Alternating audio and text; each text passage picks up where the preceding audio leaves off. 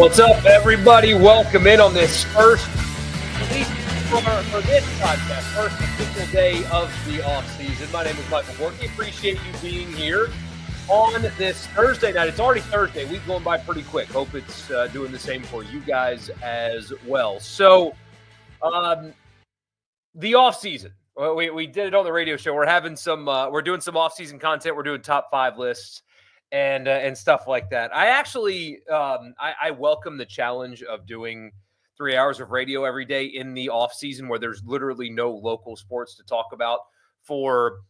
We have 86 days as we're talking right now until kickoff. 86 days from right now until Ole Miss kicks off with Georgia State. But in the meantime, we do get to talk some football basically every day from here until then.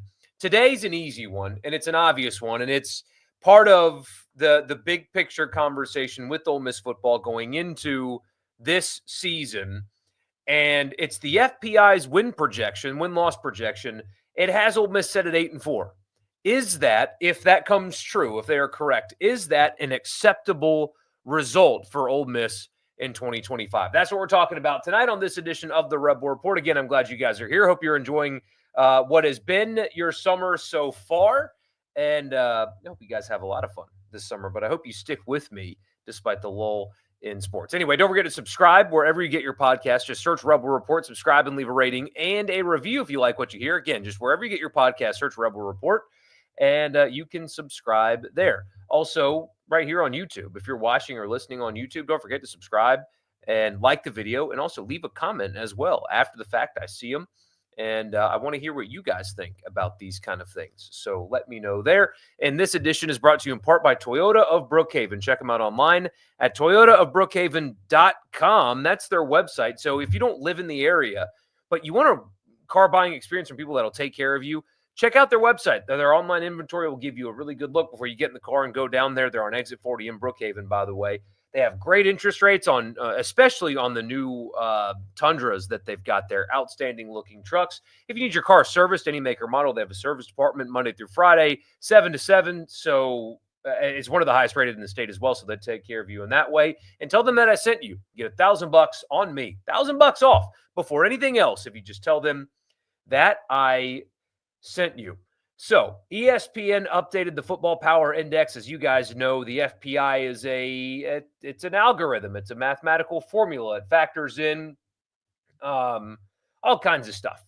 And it updates, of course, throughout the season, but it is an algorithm. There is no, despite what somebody that does what I do, somebody that does a radio show over in Texas, who's a big Texas tech guy, it seems, took the FPI and how it's stacked with SEC teams because, of course, and tweeted at Brett Yormark, the commissioner of the Big 12, and said, don't do business with them. This is a clear example of their bias. And it's like, it's an algorithm. I didn't know math could be biased, but apparently it is. And they have projections out. And Ole Miss is ranked the number 13 team in the FPI. So number 13 in the FPI, which in other words, ranked number 13 according to this algorithm. But here's where it gets interesting. Their projected win-loss total is 8-3 and 3-8. So doing rounding, 8-4 is where they are currently projected. For what it's worth, they have a 93.5% chance at winning 6 games. They have, according to the FPI, a 2.8% chance at winning the SEC, a 31% chance of winning, of making the playoff, which is actually better than LSU's. If you look at the early lines, and if you look at like the objective things, so Vegas, there's no bias, and odds makers don't have bias, right? The goal is to make money. They're not real big on LSU with these early lines. And then if you look at something like this, not totally high on LSU either. They have them going 7-9 and 4-2, so 8-4 as well, but a lesser chance at making the playoff than Ole Miss. And man, LSU's getting a lot of offseason hype. But I mean, that's just what they said. So that's what that's just something that stood out to me as we were going through this. But We're here to talk about Ole Miss, obviously. And is 8-4 acceptable? If the FPI is exactly right, is that acceptable? And my answer is it depends. Now, and here's what I mean by that. So if they're an 8-4 football team where you saw some improvements offensively. You have a young quarterback, and although he's been in the system, this will be his third year. Uh, First time starting, he's got to learn to be a college quarterback. Maybe there's some growing pains associated with that. Maybe defensively, I expect them to take some level of step back, but maybe it's a little bit further back than we anticipated. Some of these young defensive linemen maybe not ready in the way that they hoped. And the team takes a step back, of course, record wise. They go 8-4, but they're competitive.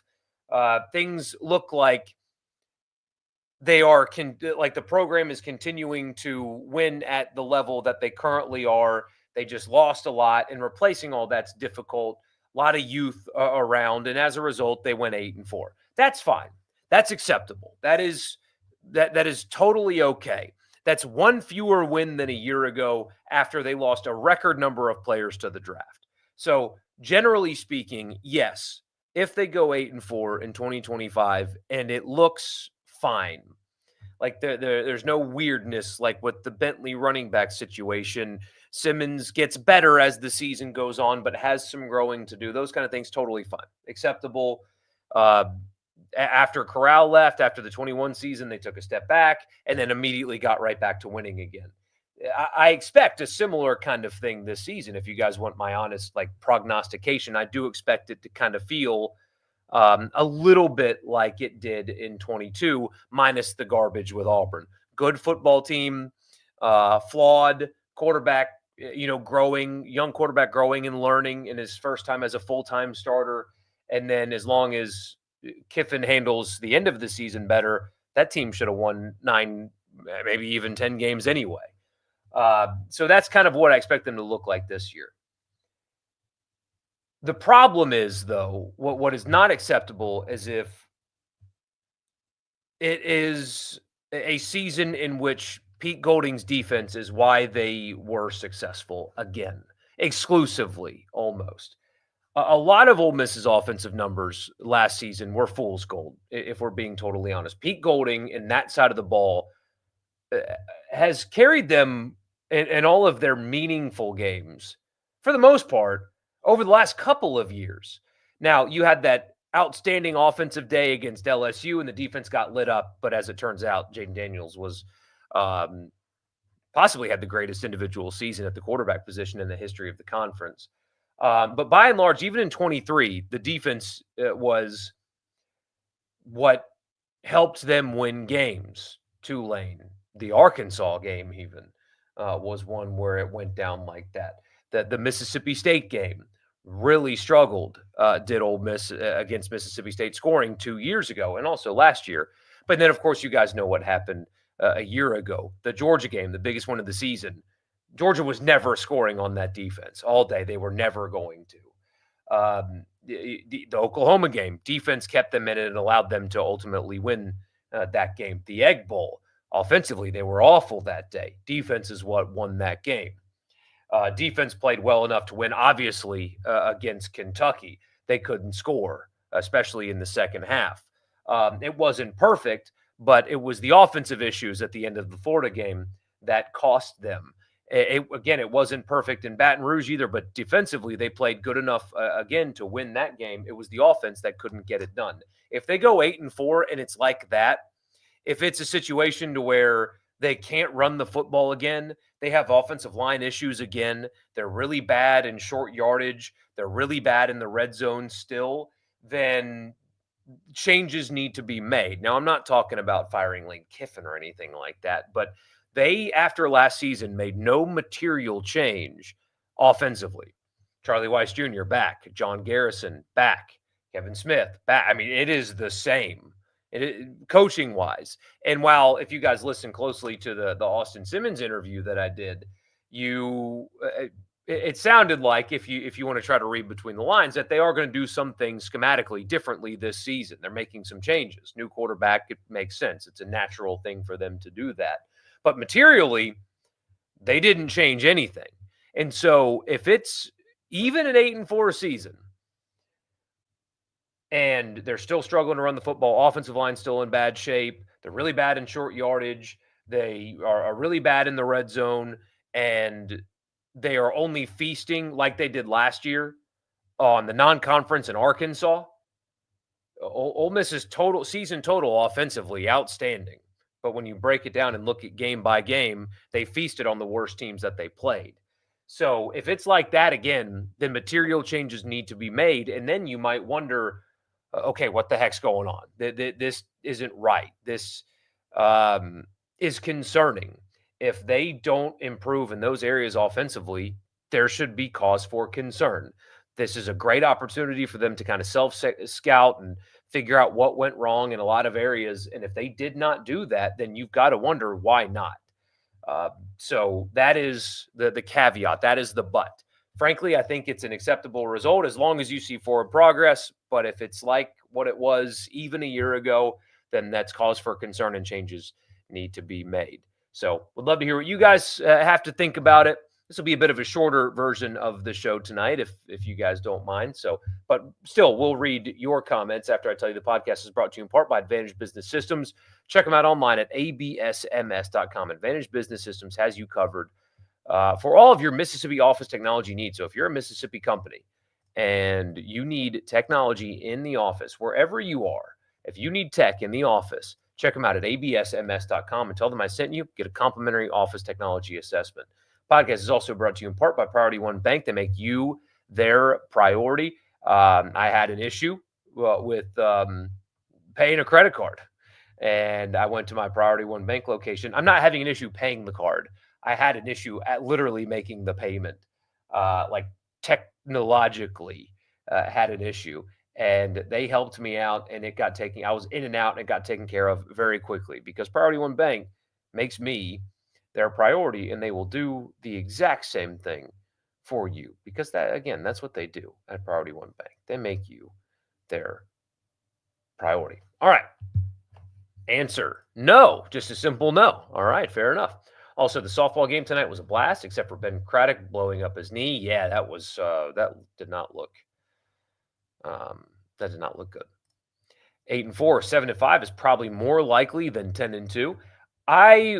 I think, and it's so hard to tell because we haven't seen the team play, and when we don't know what the new portal pieces are going to be like, but some cachet has been built up, some benefit of the doubt has been built up, especially on defense and Pete Golding in particular. I would bet with this schedule, 10-2 is more likely than 7-5 if I had to bet on it. If 8-4 gets you into the playoffs, why not? It does not get you into the playoffs. It will not get you into the 12 team, and it will not get you into the 16 team either when that day comes. Going 10-2 this year because everyone is counting them out. Lane and his team will thrive with all the doubt that's going to come with this season. I do think that the pressure that they put on themselves maybe has impacted them. But Todd, I hate that this. It's a very lazy talking point when it comes to Ole Miss. Now, do not get me wrong. I know there are some people that just want you to talk about how last season was actually a success and everything was great, and I don't subscribe to that. I don't think it was. They failed last season. I don't care that they won 10 games. They missed the playoff, and they should not have. They lost to a bad Kentucky team at home. You guys know all that already. But the notion that, well, if they can't make the playoff with that roster, will Lane Kiffin ever be able to? That was the first year with the 12 team. That was the first year with the 12-team playoff. And yes, they missed it. And it was their own fault that they missed it. But if the expansion would have happened a year prior, they would have made it. And I know ifs and buts, candy nuts, shoulda, coulda, woulda, close, horseshoes, hand grenades, whatever. But Lane Kiffin has twice had a team that would have made the playoff at Ole Miss in the 4 years that he was not coaching under COVID restrictions. I don't count the COVID year really ever about anything. So twice in 4 years, they would have done that. They absolutely have navigated more difficult schedules and gotten to that point with lesser talented teams than the one they had a year ago. So, I mean, this idea that, oh, they can't get back there or they never can do it. I hear that all the time. It's like, what are you talking about? You have not paid attention at all to what this program has been over the last 4 years. You have not paid attention at all. Um, they absolutely can win 10 games. They absolutely have found a formula with the transfer portal. Pete Golding, the people, and I'm not talking about fans on Twitter and message board. Twitter, look at my Twitter feed. Look at the replies to a tweet I had about Cliff Godwin from Southern Miss. Look at the replies that I got today. How just like it just none of it makes any like this aggressive negative energy. It doesn't even make any sense relative to what I said. People on the internet will just say whatever, but the people that cover Alabama, like with platforms and some kind of reputation, talking about Pete Golding the way they did was so ridiculous in the moment, and it's even dumber now when you watch him coach defenses and recruit at Ole Miss. So um, yes, they can get right back to where they were. I have real concerns about the secondary, but they did add a lot in this portal window. And if anybody can get those guys playing well, I think it's him. And if you think that without Jared Ivey and Pegues and Nolan and Princely, that they're suddenly going to stop being productive on the defensive line, go back to 2023. They didn't have a Walter Nolan. They didn't have a Princely. And look at their sack and TFL numbers in 23. So I don't understand how people can think that because last year didn't work, it never will. It's a very weird talking point that you see all the time. So many unknowns for next season. The biggest is who will Austin Simmons be? Said we saw in the one series against Georgia or something else. And yeah, I've said this before on here, and I hope I'm not being repetitive, but I do hope that fans give him the patience that a young quarterback needs.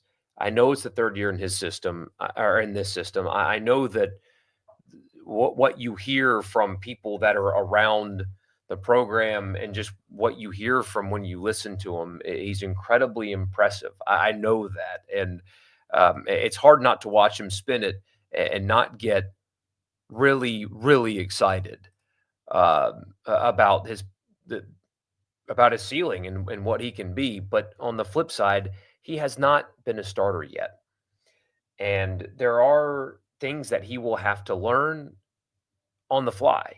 And he could end up being outstanding, like flawless next season. It shouldn't surprise you if he is, but it also shouldn't surprise you if at times he really struggles. Matt Corral really struggled.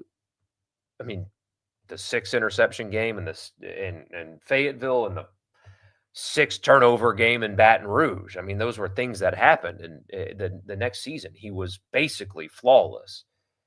Jackson Dart got significantly better at protecting the football as his career went on. So if Austin Simmons goes to Lexington in week 2 and Ole Miss is able to scrape out a win, but he completes 50% of his passes and throws a couple of picks, that's okay. I mean, that would be part of the natural progress of a quarterback. And I hope people aren't buying the hype so much that they will not give him grace if things aren't perfect, you know?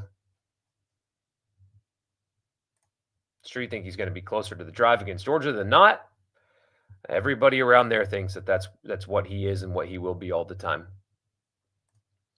Don't understand how they could be projected to go 8-4 and still be 31% to make the playoff. That math doesn't math. Well, think about it. 31%, if they're projected to make the playoff, okay. If they're projected to go 8-4, the 31% to make the playoff does not mean 31% of the time at 8-4 they will make it. It's 2 separate data points. So that's what that is. It's not they have a 31% chance to make the playoff at 8-4. It's they think that team because each game they play has a percent chance to win. That's how they come to the number. But if you have a 30% chance to win the game, that means 3 times out of 10 you win that game. That's what that is.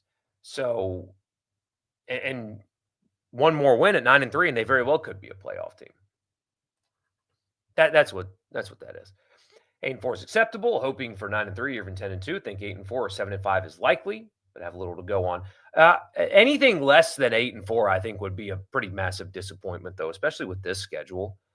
And I was looking at this the other day. So Ole Miss is a slight favorite in these early lines over LSU. I think it was 2.5 in Oxford. And what a fascinating game that's going to be for multiple reasons. So if you look at LSU very well could have they could have 2 losses. I don't think they will, but they could have 2 losses going to that game. I would almost assuredly tell you that they're going to have 1 loss. As you know, they open at Clemson, have Louisiana Tech, whatever. They host Florida, which I don't think they'll lose that game, but they could. And then Southeastern Louisiana before they go to Ole Miss. But even let's just pretend they lose the Clemson game. If Brian Kelly has 2 losses before October, now we're talking about LSU. Again, this is LSU. They fancy themselves an annual national championship contender, and he has not been close to that yet. He hasn't been close to a national championship contender yet. And if you have 2 losses by the end of September, that is a massive game for Brian Kelly going to Oxford. And then on the flip side, Ole Miss is favored and will be pretty heavily favored to be 4-0 going into that game. As you know, Georgia State at Kentucky, look out, but they will be favored in that game. Arkansas and Tulane at home. If they're 4-0 and they get that win, if Ole Miss gets that win, they have an off week and then Washington State before Georgia. They very well could be 6-0 going to Athens. And then you're talking about, the results of that Georgia game. People would be really jacked up for it and stuff, but that's not like a must win like it was last year. So what an interesting game that could be. But also, what if Ole Miss is not 4-0 going into that game too? What if they lose to Kentucky or Arkansas? So that'll be the storylines and the pressure on that game will be really significant. So front 6 should be good defensively, should be very good at wide receiver and tight end. Simmons should be good, but will probably make some bad mistakes. That in the wrong game could cost a win or two. Yeah, I'm totally buying in on the wide receiver room, and you loop the tight ends in there, the pass catchers. If you really think about Ole Miss's wide receivers a year ago, it was not a good group. Just because Trey Harris got hurt. Juice Wells was a massive bust. And so the only reliable receivers you had were your 2 slot guys in Watkins and Caden Lee. Now, don't get me wrong. They were very helpful, right? They were useful, very good. Watkins is going to make the 49ers, it seems. But I think they are going to be significantly better with the pass catchers than they were a year ago as a whole. But got to protect better. And can they / will they? And then, yes, of course, the secondary is a massive question mark. If the offensive guru Kiffin can't score, then what are we doing here? Aren't exactly burning up the recruiting either. It's time to take a step forward. I actually disagree with you on the recruiting front. This class is shaping up to be a really good one. It's top 15 at the moment. But that's my question. And that's why last year is and the end result, that's why I was so, especially on the radio show, like pointing arrows at Kiffin. Like it was about him because it's his side of the ball that failed. He's supposed to be the offensive guy. That's supposed to be his thing. And that was the part of this program that has been coming up short over the last couple of years. It has a lot more consistently anyway. Again, 2 years ago, they had the Penn State game, they had the LSU game. But last year, what were their best offensive games? Let's see. It was the 4 non-conference games where they just put up absolutely insane numbers. 27 point. Look, they won at South Carolina, but look at second half offense against South Carolina. And I know Juice fumbled on his way into the end zone, but 27 points against South Carolina, 17 against Kentucky, only 26 in a game that went to overtime in Baton Rouge. That was not a good LSU defense last year either. 26 points against Oklahoma, 28 against Georgia, aided by, I think they got a lot of help defensively that day. Only gave up 10 points that day. 17 at Florida and 26 against Mississippi State with the worst The worst defense possibly in the history of the SEC, statistically. So they had good enough days on the other side of the ball to win every single game that they played. So what's up with that? It's a fair question. But what should, if you're looking for positive spin, what should be encouraging for you is if anybody can get you out of an offensive slump, it's probably that guy, right? There's no perennial top 10 to 15 team that would find an 8-win season acceptable. Kiffin wanted to change expectations in Oxford. Mine are changed. Last season was a failure. 8 or fewer wins this season is another failure. Lane has set the floor at 9, so that's the floor now.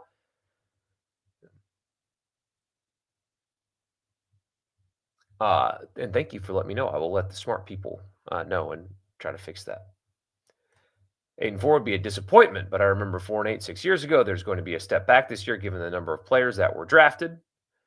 I did not delete any comments, so I don't know what you're referencing, but I do not and did not delete any comments here.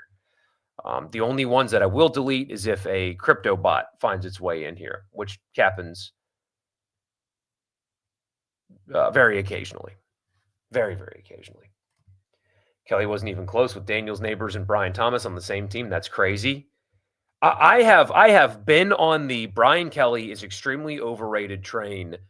I mean, really, since he took the LSU job, and former co-host on the radio show, Richard Cross, used to call me crazy. And Hey Dad even used to call me crazy about that. He's finally come around, though.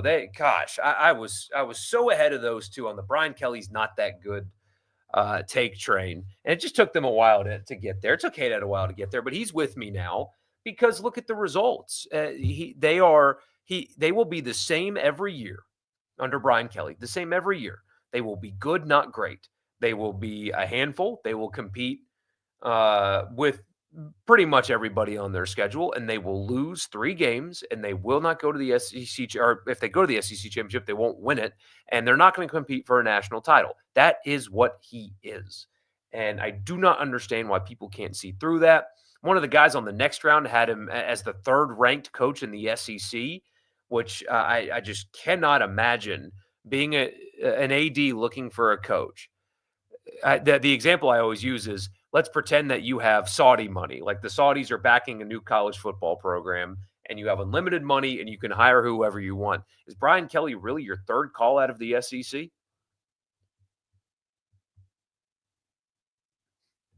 Really? No, of course not. Tight end group should be better as a whole, and Honeycomb is just getting better. Yeah, the tight end group is really deep. Really deep.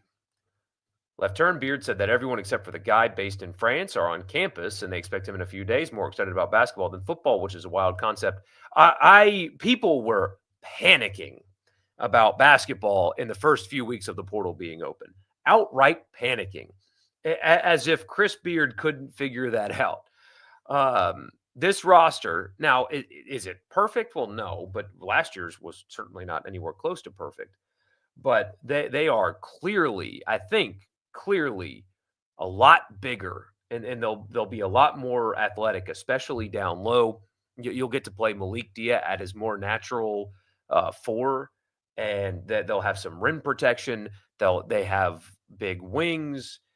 I mean, there's a real chance, especially this guy from France that you're talking about. 2 French guys. I wonder if they have a translator or if they both can speak good enough English. But I know one of them's been playing college basketball for a while, but it still cracks me up that Ole Miss has been that they've dipped into the same international waters with France. But the one that's actually coming from France, there's a chance that he's a superstar. I mean, that's what they think. Could possibly be like a one and done type player, and if he is that. This roster, in terms of physical ability and talent ceiling, is incredibly higher than last year's team. So it's all about chemistry, right? Can they come together and buy in, and those things we'll have to see. But in terms of just raw ability and raw athleticism, they are a much bigger, more athletic team than they were a year ago. This is a very, very, I mean, just solid, really solid offseason for Chris Beard. So Kiffin seems to play down to higher competition like he's playing scared. Well, not Georgia last year. I thought that was one of his best coach games because he managed the game so much better. And it's easier to do that when you know that your defense is going to get stops. But um, I always thought that he was terrified of Nick Saban. Like just could not pull the right strings against Nick Saban. Like wanted to win that game so badly that it kind of got in the way of actually winning that game. But has there ever been any rumors of Pete as head coach in waiting if Lane leaves? So not coach in waiting. No, not coach in waiting, but I do believe that um, Pete Golding. I don't know this. I haven't talked to Pete myself. I do believe that he will, unless he gets like an SEC offer, wait out this job coming open because he expects to be a prime candidate for the job. Will he be? I don't know. I think that he has put a really high level impression on a lot of people at Ole Miss, both with recruiting prowess and